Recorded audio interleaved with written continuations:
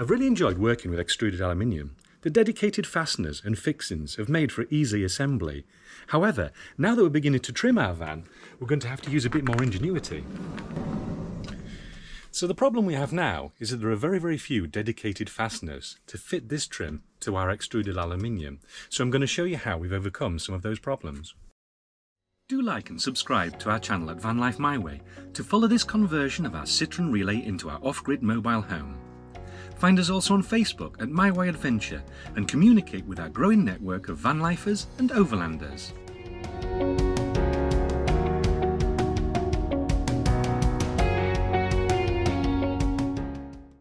We always wanted to make a feature of our extruded aluminium, and that meant insetting all of our panelling.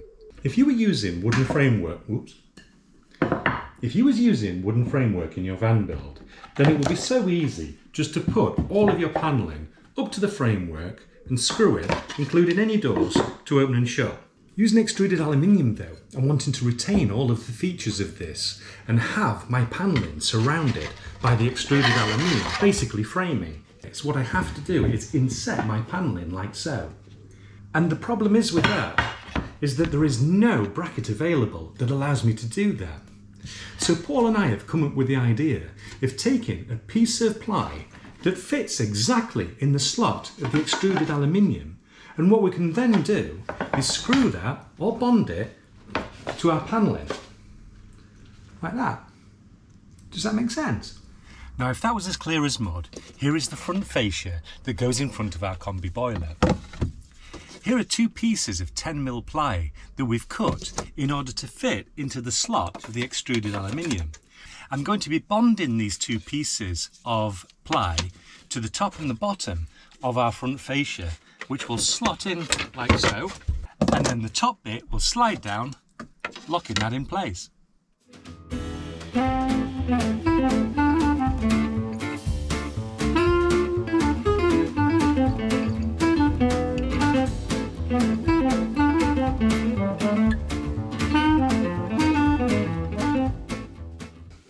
Now this end panel is a little bit different. What we've already done is bond our 10mm piece of ply to a thicker bit of ply.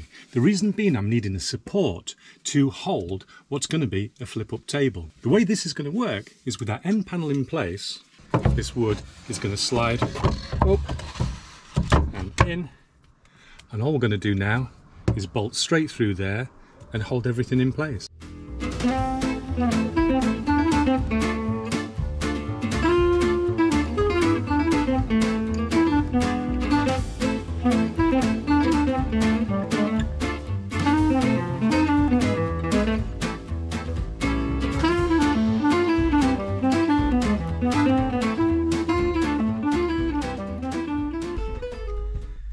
After a successful trial fit, all of our panels were prepared for painting. For a smooth finish, several coats of acrylic primer was used with a light sand in between coats. 2 top coats of Rust-Oleum acrylic paint covers really well, giving us a smooth finish without any brush strokes.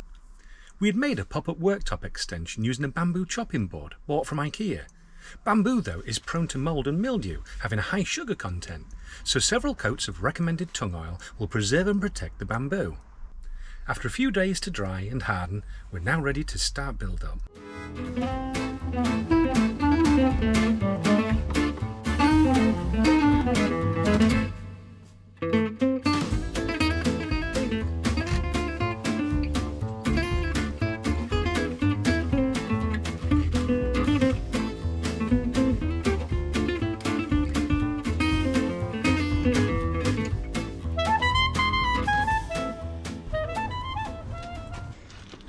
I've purchased these little catches from eBay.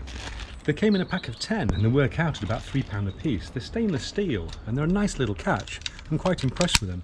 I was so impressed that I went and bought 10 more. Anyway, these catches we're going to be using on this door, but they come with a little striker plate like so, which is no use to us. So I've gone and bought some larger striker plates. We've mounted the striker plate to a block of wood, which also acts as a doorstop. This is because our doors fit internally to the extruded aluminium. Using a piece of scrap wood, I've drilled out some holes and fitted a catch to ensure that it's going to be in the right place when we eventually cut a hole into our door. With the doorstop in place, we could shut the door to line up where the door catch needed to be.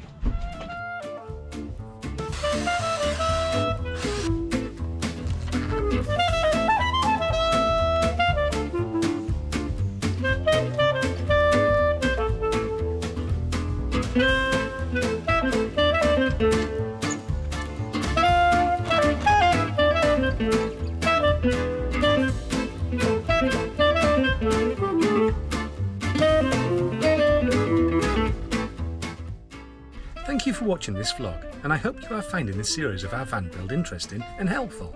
If so, please give us a like so others may find us, and subscribe so you don't miss out on our future features.